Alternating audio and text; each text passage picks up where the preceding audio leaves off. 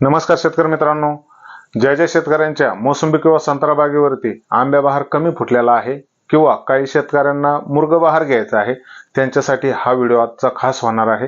मी आपला मित्र सुरेश पोकळे आपलं सर्वांचं स्वागत करतो आपल्या युट्यूब चॅनल कृषी गाथा मध्ये। मित्रांनो, आता आपल्याला मुर्ग बहार फोडायचा आहे आणि त्याच्यामध्येच आपल्याला मुर्ग बहाराची तयारी ही व्यवस्थित करणं गरजेचं आहे।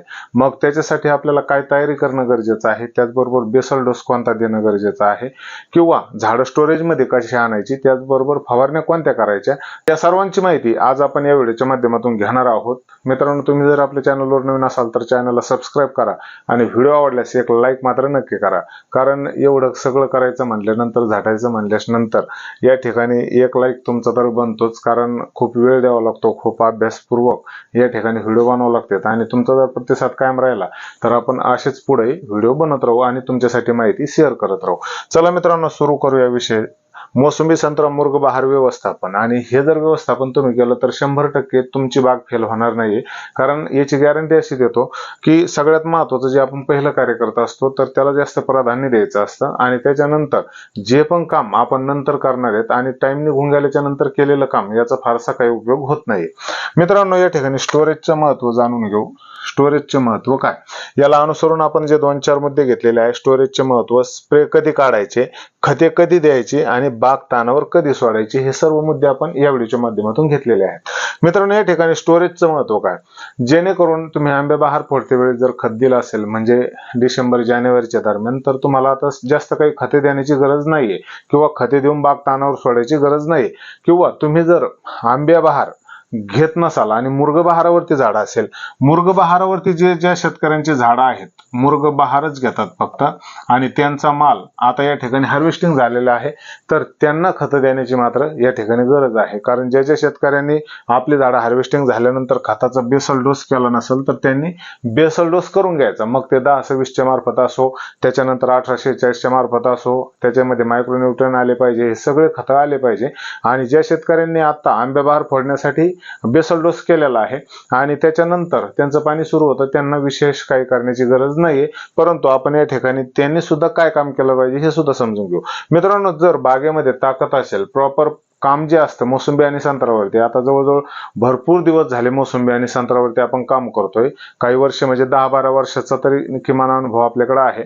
आणि या माध्यमातून असं एक गोष्ट लक्षात येते की मोसंबी आणि संत्रा बागेमध्ये जे काम तुम्ही आधी करताय, झाडामध्ये जेवढी ताकद भरून ठेवताल तर तेवढा तुमचा फायदा होत असतो। मग ते जर आपण आपलं नियोजन हे व्यवस्थित असेल आणि त्याच्यानंतर किंवा झाडामध्ये स्टोरेज व्यवस्थित असेल आणि पाऊस थोडा मागं पुढे झाला, झाडं थोडी कमी जास्त स्थानावर आली, झाडामध्ये ताकद असेल तर फ्लावरिंग ही 100% निघणारच। याच्यासाठी स्टोरेजचं महत्त्व आहे। आता स्टोरेज मध्ये आपल्याला काय द्यायचंय, ज्या शेतकऱ्यांना आता अजून वेळ आहे, म्हणजे आपल्या जमिनीचा हिशोब बघून आपल्याला झाडं तानावर सोडायची, परंतु या ठिकाणी शेतकऱ्यांना आता सध्या देण्याची काय गरज आहे, तर मित्रांनो या ठिकाणी आपल्याला काय करायचं आहे, 0-40-40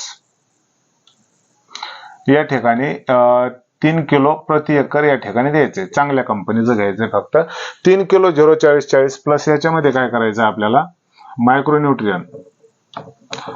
मायक्रोन्यूट्रियन घ्यायचे 2 किलो प्रति एकर या हिशोबानं।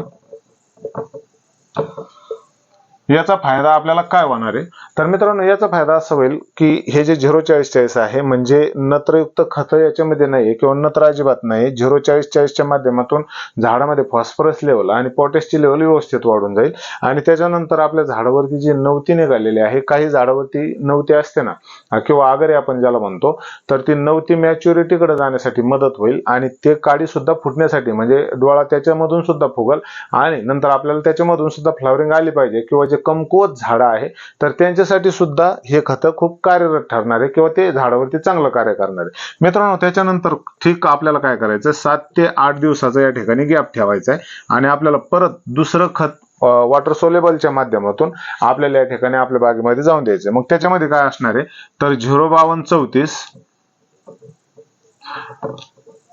हे घ्यायचं आपल्याला 5 किलो प्रति एकर आणि त्याच्यामध्ये आपल्याला परत रिपीट काय करायचंय, मायक्रोन्यूट्रिएंट घ्यायचं. दोही हँडला मायक्रोन्यूट्रिएंट का जाऊन द्यायचंय, कारण सूक्ष्म अन्नद्रव्याची कमतरता आपल्या बागेमध्ये भासू नये, त्याचबरोबर फ्लॉवरिंग चांगली निघावी, झाडाची पानं हिरवे गडद राहावे, फोटोसिंथेसिस चांगली व्हावी, झाडाची चयापचयाची क्रिया चांगली व्हावी, किंवा कुठल्या अन्नद्रव्याचा प्रादुर्भाव हा आपल्या बागेमध्ये दिसू नये, याच्यासाठी आपल्याला हे घ्यायचंय. आणि याच्याबरोबर आपण मायक्रोन्यूट्रिएंट बरोबर याच्यामध्ये मॅग्नेशियम सल्फेटचा सुद्धा वापर करू शकतो, आणि त्याच माध्यमातून ग्रेनरी सुद्धा झाडामध्ये चांगली राहील, याच्यासाठी आपल्याला हे सर्व कामं करायचे.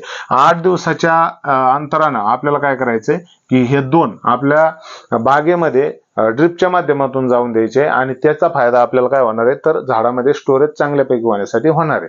मित्रांनो, दुसरा विषय घेऊया आपण की या ठिकाणी स्प्रे कधी काढायचे. आता स्प्रेचा विषय असा आहे की काही शेतकरी काय करतात की स्प्रे हे जवळजवळ बागेला पाणी दिल्यानंतर म्हणजे किंवा पाऊस आल्यानंतर स्प्रे काढतात, परंतु या कंडिशनला आपली जी झाडं आहेत तर त्याच्यावरती जर नवीन नवते असेल किंवा आपल्याला काडी स्ट्रॉंग करायची, मजबूत करायची, काडीमध्ये चांगल्यापैकी काडी तर रसरशीत राहिली पाहिजे, परंतु त्याचबरोबर फॉस्फरस लेव्हल खूप महत्वाची असते, आणि पोटॅश लेव्हल जर वाढली तर निश्चितच आपल्या बागेमध्ये नवीन नवती निघणार नाही. आता सध्याचं वातावरण बघता ढगाळ वातावरण आहे, काही ठिकाणी पाऊस, काही ठिकाणी गारपीट सुद्धा आहे.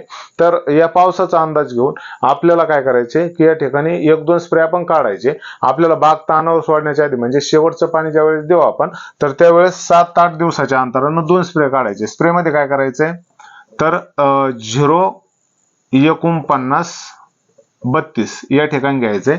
आपल्याला याचा स्प्रे एक काढायचा आहे. 04932 बरोबर आपल्याला काय ऍड करायचंय, तर या ठिकाणी आपण मायक्रोन्यूट्रिएंट घेऊ शकतो. मायक्रोन्यूट्रिएंट तुम्ही म्हणता याच्यावरती खूप जोर दिलाय, कारण मायक्रोन्यूट्रिएंट का घ्यायचंय, तर झाडामध्ये कमतरताच नाही पडली पाहिजे. मायक्रोन्यूट्रिएंट सूक्ष्म अन्नद्रव्याच्या मार्फतच हे फुलकळीचं सगळं काम होत असतं. त्याच्यामध्ये 6 अन्नद्रव्य असतात, हे सगळ्यालाच माहिती आहे, कारण ह्या 6 अन्नद्रव्याच्या माध्यमातूनच झाड हे एका जरी अन्नद्रव्याची कमतरता असेल तर डेफिशियन्सी दाखवतं, आणि त्याच्यानंतर त्याच्यामध्ये फोटोसिंथेसिस चांगले न होणं, झाडामध्ये जी आगर येते किंवा नवती येते गुच्छासारखी होणं, किंवा नर फुलांचं प्रमाण जास्त निघणं, या सर्व क्रिया होऊ नयेत म्हणून आपल्याला मायक्रोन्यूट्रिएंट या ठिकाणी टाकायचे. मग फवारणीसाठी आता आपलं चाललेले तरी विषय असा येतो की 2 ते 3 ग्रॅमने मायक्रोन्यूट्रिएंटची जशी शिफारस असेल तसं, जशी कंपनी असेल तसं, कारण कंपनी चांगलीच निवडा, कारण या ठिकाणी हे जे प्रोडक्ट आहेत जर चांगल्या कंपनीचे घेतले तर रिझल्ट तुम्हाला हमखास भेटणार आहे. परंतु तुम्ही जर चांगले प्रोडक्ट नाही वापरले आणि लोकल कंपनीचे जर वापरत गेले तर निश्चितच आहे की इथं आपल्याला पाहिजे तेवढे रिझल्ट या ठिकाणी भेटणार आहे. मित्रांनो, विषय असा येतो की प्रत्येक शेतकऱ्याला असं वाटतं की प्रत्येक वेळेस आपली बाग फुटायला पाहिजे, प्रत्येक शेतकऱ्याला असं वाटतं की आपलं काम चांगलं झालं पाहिजे. चांगलं काम तेव्हाच होईल मित्रांनो ज्यावेळेस तुमची झाडंही चांगली असतील. किमान एक झाड जर खराब झालं, मोसंबी असो किंवा संत्रा असो, पिवळं पडायला लागलं, तर आपल्याला त्याच्यामध्ये सगळ्यात महत्वाचा मुद्दा येतो की आपण जे देतोय आपल्या बागेमध्ये, तर त्या आपण जे दिलेलं अन्नद्रव्य तर ते 100% आपल्या बागेला पोहोच होत आहे का, किंवा झाड त्याला घेत आहे का. झाड घेत असतं लिक्विड स्वरूपामध्ये, आणि आपल्या जमिनीचं पीएच मेंटेन असणं गरजेचं आहे.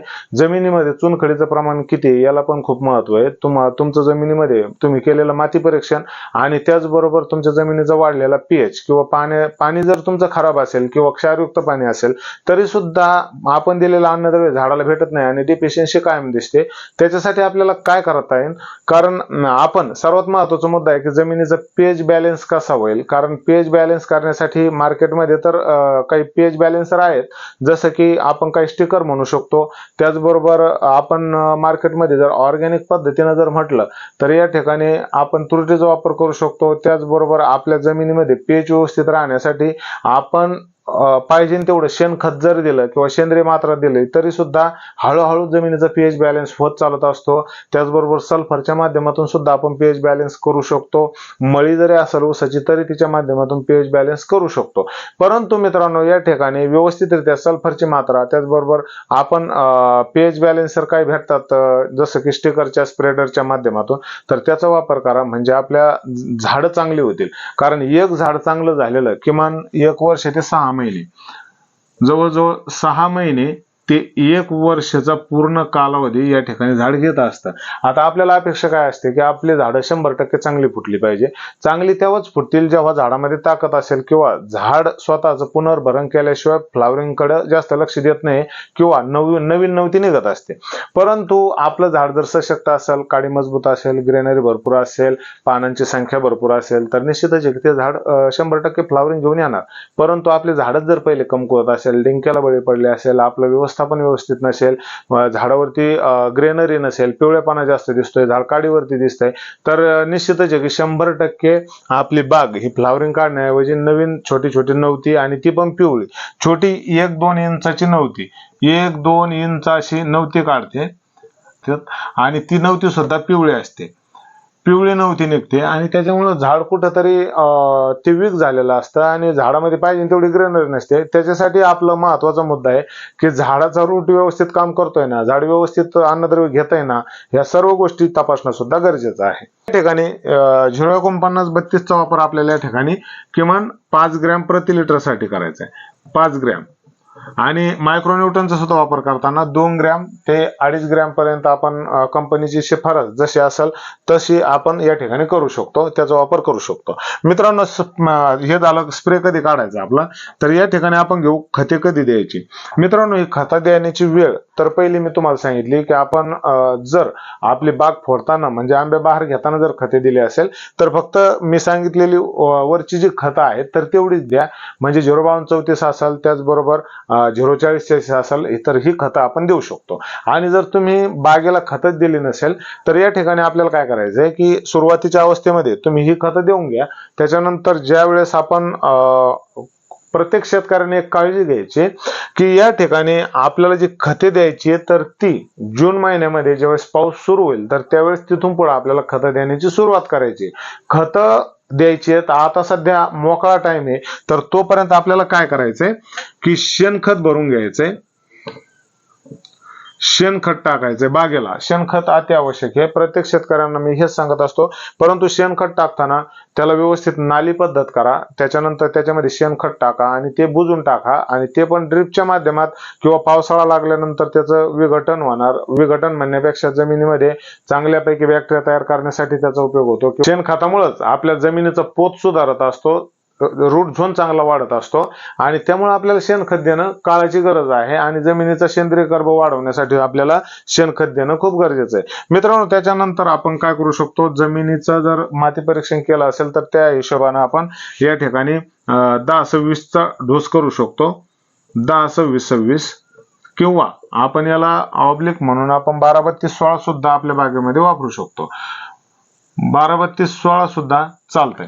मित्रांनो, प्रति झाडाला किमान आपल्या खत देताना पूर्ण शिफारशीनुसार मायक्रोन्यूट्रियन 10-26-26 किंवा 12-32-16, त्याचबरोबर दुय्यम अन्नद्रव्य म्हणजे मॅग्नेशियम, कॅल्शियम आणि सल्फर. तर त्याच्यामध्ये आपल्याला कॅल्शियम हा घटक घेता येत नाही, पॉलिसल्फेट तुम्ही वापरू शकता, त्याची काही अडचण नाहीये. तर त्या हिशोबाने आपण हा डोस करायचा आहे की प्रति झाडाला 1300 ते 1500 ग्रॅम पर्यंत डोस आला तरी पुष्कळ होतो आणि त्या हिशोबाने आपल्याला खताची मात्रा द्यायची. मित्रांनो, या ठिकाणी बाग तानावर कधी सोडायची हा खूप महत्वाचा मुद्दा आहे. जमिनीचा प्रकारानुसार हलकी जमीन, त्याचबरोबर भारी जमीन, मध्यम जमीन. जमिनीच्या प्रकारानुसार आपल्याला बाग तानावर सोडायची. हलकी जमीन असेल, तुम्हाला जर असं वाटत असेल की आपली जमीन 30 दिवसात तानावर येते तर आपण 22 एप्रिल पासून सोडू शकतो. तुमची जर भारी जमीन असेल तर या ठिकाणी आपल्याला काय करायचं, थोडं 15 एप्रिल पासूनच बाग तानावर द्यायची. बाग तानावर देणे म्हणजे काय, तर किमान वापसा परिस्थिती ज्या वेळेस होते आणि त्याच्यानंतरचे दिवस असतात त्याला म्हणतात बाग तानावर देणे. म्हणजे आता तुम्हाला काय करायचंय की तुमची जमीन जर एकदम भारी असेल तर बाग तानावर, आता सध्या पाऊस चालू आहे त्यामुळे तुम्ही काय करू शकता की 10 तारखेपर्यंत पाऊस चालला तर त्याच्यामध्ये एक 4 दिवस थांबून बागेला चांगलं पाणी देऊन या ठिकाणी बाग तानावर तुम्ही घेऊ शकता. त्याच्यानंतर बाग तानावर दिल्यानंतर 2 स्प्रे काढायचे आणि ते 2 स्प्रे कोणते आहेत, तर एक आहे 04932 चा आणि दुसरा स्प्रे आपण घेऊ शकतो 0-0-50. हा स्प्रे घ्यायचा आहे 5 ते 6 ग्रॅम या ठिकाणी प्रति लिटर साठी आपल्याला या ठिकाणी 0050 घ्यायचंय. 0050 बरोबर तुम्ही कोणतं एखादं चांगल्या क्वालिटीचं मायक्रोन्यूट्रन घेऊ शकता, किंवा मिकनेल 32 सारखं मायक्रोन्यूट्रन असेल तर तुम्ही 4 ग्रॅम पर्यंत सुद्धा घेऊ शकता. हे 2 स्प्रे काढून आपल्याला बाग पूर्णपणे तानावर द्यायचे. त्याच्यानंतर पाणी दिल्यानंतर किंवा पाऊस आल्यानंतर आपल्याला या ठिकाणी आपल्या बागेमधून चांगली फ्लॉवरिंग निघलेली दिसेल. आणि त्याच्यानंतर आपल्याला काय करायचंय तर पाऊस आल्यानंतर खताची मात्रा ही व्यवस्थित द्यायची. आणि थोडी नवती निघताना, म्हणजे ज्यावेळेस नवती ही 1 इंचाच्या आतमध्ये असेल, नवती 1 इंचाच्या आतमध्ये असल्यानंतर या ठिकाणी आपल्याला काय करायचे, बागेवरती काळजीपूर्वक लक्ष ठेवायचे. कारण जर आपल्याला त्याच्यामधून फ्लॉवरिंग दिसली नाही किंवा काही अडचण दिसत असेल तर ताबडतोब निर्णय घेऊन आपण या ठिकाणी फवारणीचा विचार करू शकतो, जेणेकरून आपली बाग फेल जाता कामा नये. मित्रांनो, अशा पद्धतीने तुम्ही सर्व नियोजन जर हँडल केलं तर निश्चितच तुमची बाग व्यवस्थित फुटून येईल आणि तुम्हाला नक्कीच फायदा या ठिकाणी होणार आहे. मित्रांनो, व्हिडिओ आवडल्यास व्हिडिओ लाईक करा, चॅनलला सबस्क्राईब करायला विसरू नका आणि काही समस्या असेल तर कमेंट बॉक्समध्ये नक्की मांडा. धन्यवाद.